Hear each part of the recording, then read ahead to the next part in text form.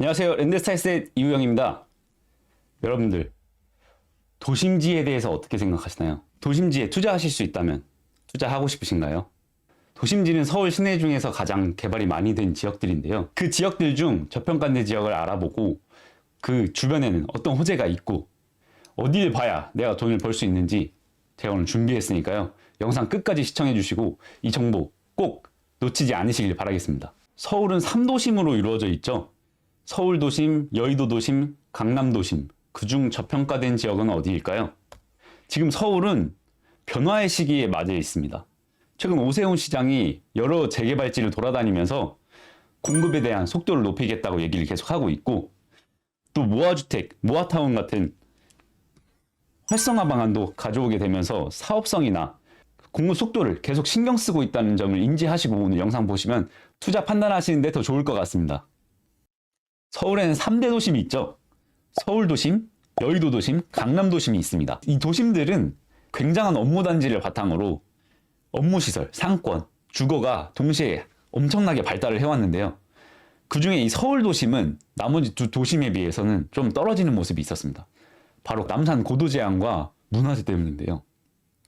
이 남산을 경관을 해친다는 이유로 계속 고도 제한으로 인해서 개발이 좀 힘든 상황이었습니다. 하지만 무려 30년 만에 이 고도 제한이 완화가 되었습니다. 그럼 이 남산 주변을 함께 볼까요? 이 남산 주변으로는 이태원동, 후암동, 회연동, 명동, 필동, 장충동, 다산동으로 둘러싸여져 있는데요. 이 동네들이 다 높게 아파트가 올라가 버리면 남산이 안 보이잖아요. 그러다 보니까 이제 고도 제한을 둔 건데 그 기간이 길어지게 됨에 따라서 이 주거 지역들이 너무 노후화가 돼버린 거예요. 이 노후화가 되었는데 재개발을 하자니 고도 제한으로 인해서 높게 지을 수 없고, 그러다 보니까 사업성이 안 나와서 개발을 하더라도 돈이 안 되는 거죠. 그러다 보니까 이제 재개발이 힘든 상황이었고, 그 경관을 해치지 않는 일부 지역들의 고도 제한을 완화시켜서 사업을 유도하는 겁니다. 그 일부 지역들이 바로 회연동과 명동, 필동, 장충동, 다산동까지 총 5군데인데요.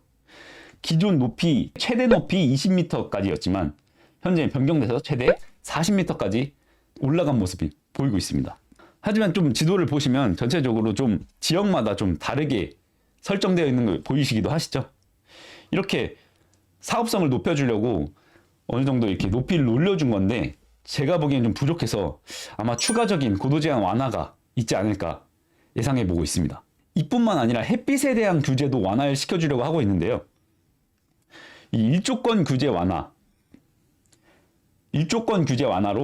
남산 고도 제한 완화 효과를 높이려고 하고 있습니다. 이게 무슨 말이냐면 이렇게 산이 있고 아래 지방에 집이 있잖아요. 근데 이 위에 집이 높게 지어져 버리면 이 아랫집은 햇빛을 못 받습니다. 여러분, 햇빛 안 보고 살 수 있나요? 햇빛 굉장히 중요한 거거든요. 햇빛 안 보면 사람이 우울증도 오고, 행복하려면 햇빛을 봐야 된다, 뭐 이런 말이 있을 정도로 햇빛이 굉장히 중요한데, 이렇게 그늘로 다 감싸버리면 이 사람들의 권리를 침해하는 거잖아요. 그러다 보니까 이 건물을 높게 지을 수 없었습니다. 이 건물을 가리지 않게. 하지만 이거를 이 아래 토지의 소유자와 합의하거나 이 공간이 건물을 지을 수 없는 대지라면 이 부분도 완화를 해주겠다라는 내용이고요. 종로구도 한번 같이 보겠습니다. 한양도성에 최근에 국가유산의 문턱을 넘고 개발을 본격화하고 있다고 합니다. 사실 종로구는 문화재로 인해서 규제가 굉장히 많았는데요. 그럼에도 불구하고 최근에 용적률을 높여주면서 계속 사업을 유도하고 있는 모습을 보이고 있습니다. 도심지, 서울 도심지, 앞으로 어디가 변할지 한번 같이 알아보도록 하겠습니다. 남산 새 랜드마크가 생긴다고 합니다. 26년 착공을 목표로 지금 진행 중에 있고요. 뭐 테라스나 뭐 보행데크, 주차장 같은 여러 시설들을 함께 넣어서 복합 공간으로 재탄생시키려고 하고 있습니다. 바로 이 회원 제2 시민 아파트가 말이죠. 이 위치를 보면 남산 바로 아래에 있어서 남산 굉장히 가깝고 케이블카도 바로 옆에 있는 모습. 지금 이 부지에 가보시면 굉장히 오래된 아파트가 있는데 저는 실제로 한번 가봤거든요. 진짜 금방이라도 무너질 것 같아요. 진짜 금방이라도 무너질 것 같은 이 아파트가 이런 공원과 여러 복합 공간으로 바뀐다. 근데 남산에 가보신 분들은 아시겠지만 남산 주차 공간 굉장히 협소하거든요. 차를 가지고 가기 굉장히 불편한 지역인데 여기 주차장도 들어오고 공원도 생기고 카페까지 들어온다고 하면은 남산과 함께 새로운 랜드마크가 정말로 되지 않을까 기대가 되는 지역입니다. 다음은 재개발 신당 9구역인데요. 아까 전에 오세훈 서울시장이 여러 재개발지를 지금 돌아다니고 있다고 말씀을 드렸잖아요. 이 신당 9구역도 그 지역들 중 한 곳입니다. 그러면서도 이제 이 남산이 근처에 있어서 기존에는 고도 제한을 받아서 7층까지밖에 계획하지 못했던 지역이지만 이제 남산 고도 제한이 완화가 되면서 최대 15층까지 용적률은 259%, 세대수는 거의 200세대 가까이 증가한 모습이어서 사업성 굉장히 높아졌을 것 같습니다. 위치적으로도 약수역이 근처에 있어서 도심지, 서울 도심지나 강남 도심지로 이동하기도 굉장히 훌륭해서 도심지로, 입지로도 굉장히 괜찮은 지역입니다. 다음은 종로구도 함께 보시겠습니다. 종로구는 문화재가 굉장히 많은 지역이죠.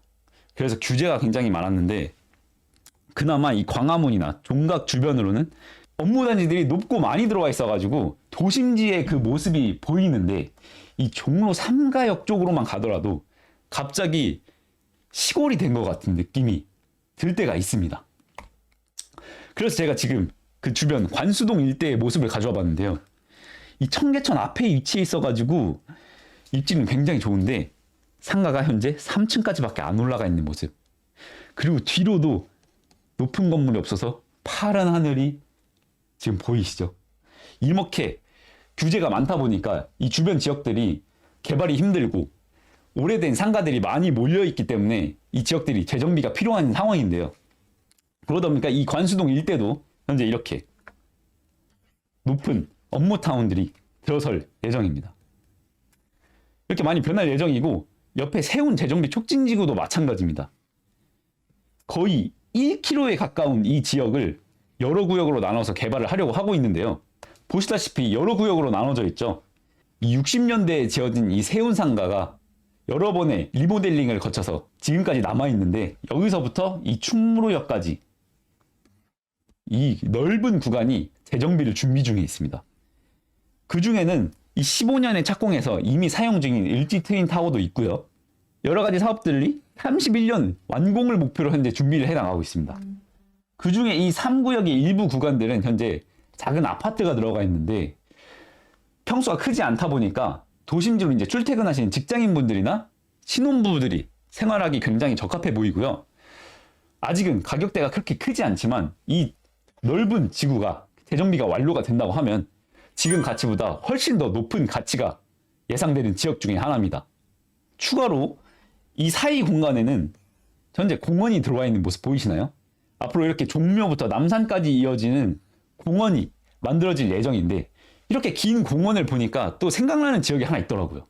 바로 연남동의 경인선숲길입니다.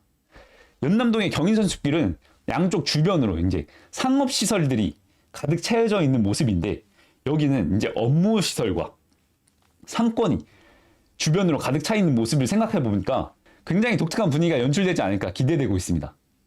그리고 또 을지로는 최근에 힙지로라고도 불리죠. 젊은 사람들이 이제 데이트 장소로 많이 뽑는 곳들 중에 하나인데요. 이제 그 오래된 상가들 사이사이에 카페들이 많다 보니까 그런데 데이트로 가기도 하고 노상에서 술을 마시기도 하고 호프집을 가기도 하고 하는 지역 중에 하나인데 앞으로 이렇게 멋있게 변한다고 하면은 기대가 들기도 하고 뭔가 아쉬운 기분도 들기도 하네요. 앞에서 말씀드렸던 이미 완공된 을지 트윈타워고요. 여러 가지 조감도를 가져와 봤는데 3구역에는 지금 뭐 준공 25년, 28년 뭐 이런 식으로 기재되어 있긴 해요. 하지만 이제 개발 계획이다 보니까 어느 정도 텀이 있을 수 있다라고 생각해 주시면 될 것 같습니다. 그 옆으로 옮겨보시면 이제 광장시장도 있고 육회가 굉장히 맛있죠. 육회도 맛있고 꽈배기도 맛있고 거기서 조금만 더 오른쪽으로 가보면 동대문 디지털 플라자 DDP가 또 있죠. 이제 어렸을 때는 동대문으로 옷을 사러 자주 가고는 했었는데 어느 순간부터는 이제 발길이 끊기더라고요. 어느 순간부터는 안 가게 되더라고요. 그거는 저뿐만이 아닐 거라고 생각이 됩니다. 그러다 보니까 자연스럽게 이 동대문 일대가 상권이 침체가 되었죠. 그래서 이 서울시는 이 공간을 살리려고 현재 주민들과 많은 대화를 통해서 어떻게 재정비를 해나갈지에 대해서 계속 소통을 하고 있는 중이고요. 아무래도 디자인이나 패션 쪽으로 유명하던 동네다 보니까 이 디자인이나 패션, 의료, 산업에 대해 육성을 고려하고 있다고 합니다. 그리고 DDP가 또 굉장히 독특하게 생겼잖아요. 이쁘게 생기기도 했지만 굉장히 독특하게 생겨서 패션쇼를 진행할 만큼 어느 정도 현재로도 랜드마크로 자리 잡혀 있긴 하지만 주변 상권들이 너무 침체되어 있어가지고 이 재정비를 하면서 이 DDP 일대를 도심권 랜드마크로 자리를 잡게 하려고 지금 준비 중에 있습니다. 동대문 재정비는 이 5군데로 나눠져서 재정비를 하려고 진행 중인데요. 그중 이 2구역을 집중하셔야 됩니다. 이 2구역은 상권도 있지만 어느 정도 주거시설이 같이 섞여 있어서 이 동대문 재정비를 하면서 시세 차익을 노려보시는 분은 이 2구역 집중해서 보시면 좋을 것 같고요. 추가로 이 앞구역은 현재 신속통합으로 진행 중이면서 시공사 선정까지 되어 있고 이 옆으로는 모아타운이 추진 중에 있었지만 현재는 해지가 되었습니다. 자, 여기 집중하셔야 되는 게 이 지역들 해지가 되었다고 실망하실 게 아니고 해지가 된 지역들은 다시 추후에 다른 어떤 사업으로든 재추진할 가능성이 굉장히 높은 지역이기 때문에 도심지 재개발 투자를 노리시는 분들께서는 이 지역 관심 있게 보셨다가 기회를 잡으셔야 됩니다. 제가 최근 매매가를 한번 살펴봤는데 작은 건 2억대부터 큰 건 5억대까지 5억 이상까지 형성되어 있으니까 도심지 재개발 투자 노리시는 분은 항상 관심 있게 보셔야 되고요. 이 위로 보시면 창신 순인뉴타운도 있습니다. 이 창신 순인뉴타운은 주거지역인데요. 아무래도 동대문 옆에 있다 보니까 이 패션 쪽, 동대문이 또 패션 쪽이잖아요. 그러다 보니까 이 지역에 수선하시는 분들이 굉장히 많으셨다고 해요. 그래서 사실 주거지역이었지만 거의 상권이었다고 보시면 될 것 같은데요. 근데 이 동대문 상권이 자연스럽게 침체가 되면서 수선하시는 분들도 이탈하시게 되시고 결국엔 오래된 주거지역들만 남게 되어서 이 한양도성이 옆에 있음에도 불구하고 현재 지금 재개발이 진행 중에 있습니다. 현재 종로구 창신엔 숭인뉴타운으로 현재 추진 중에 있고요. 이 구릉지형을 살려서 독특한 분위기를 나게 하는 6,400가구의 대단지 아파트가 현재 들어오려고 준비 중에 있습니다. 도심지에는 아무래도 아파트가 좀 적다 보니까 도심 생활하시는 분들 중에 아파트를 눈여겨보시는 분들은 이 구역 한번, 이 아파트 한번 관심 있게 보시면 좋을 것 같습니다. 앞으로 이 해화에 가서 낙산공원 올라가면 이 창신엔 숭인뉴타운밖에 안 보이겠는데요. 계속 번쩍번쩍 할 것 같고 굉장히 독특한 아파트 단지가 될 것 같습니다. 이 동대문 아래쪽으로 보시면 장충동 일대가 현재 지구단위 계획으로 묶였는데요. 이 동대문 업무시설과 함께 연계해서 주거 환경을 개선하려고 하고 있습니다. 이 용적률과 여러 가지 규제를 완화해주면서 주거시설에도 계속 신경을 쓰는 듯한 모습을 보이고 있습니다. 오늘 이렇게 중구와 종로구 앞으로 어떻게 변할지 저평가된 지역이 어디인지 한번 같이 알아봤는데요. 그중 중구는 30년 만에 고도 제한이 완화가 되었고 추가적으로 고도 제한이 완화가 또 되지 않을까 예상이 되는데요.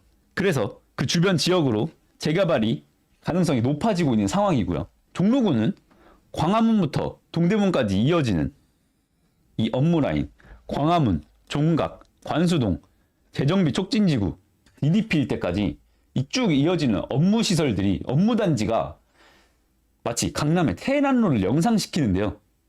이 테헤란로도 테헤란로 주변으로 이제 주거시설들이 개발이 되었잖아요. 발달되었잖아요. 그러다 보니까 이 도심지도 마찬가지입니다. 이 종로를 따라서 주변 지역으로 창신 숭인뉴타운이라든지 신속통합이라든지 주변에 개발이 가능성이 있는 지역들, 그리고 여러 가지 규제를 완화해서 동대문 일대와 연계해서 주거시설을 개선하려는 이 장충동 일대까지 여러 지역 눈여겨보셔야 되고 지금이 기회니까 이 기회 놓치지 않으셔야 됩니다. 현재 서울은 변화의 시기에 와 있다고 생각합니다. 오세훈 서울시장이 계속 재개발지를 돌아다니면서 공급에 대한 속도를 약속하고 있는 상황이고요. 정비사업은 지금부터 속도전인 만큼 2025년 개발에 대한 신호탄을 쐈다고 할 수 있습니다. 여러분, 기회는 언제나 변화의 시기에서 찾아오게 됩니다. 이 기회 꼭 놓치지 않으시길 바라겠고요. 이 기회 어떻게 잡아야 되는지 모르시겠다, 뭐가 기회인지 모르시겠다 하시는 분은 위에 나가는 번호 02569-0888 번호로 연락 주시면 제가 친절히 상담 도와드리도록 하겠습니다. 언제나 편하게 연락 주시고요. 오늘 영상 끝까지 시청해 주셔서 감사드립니다.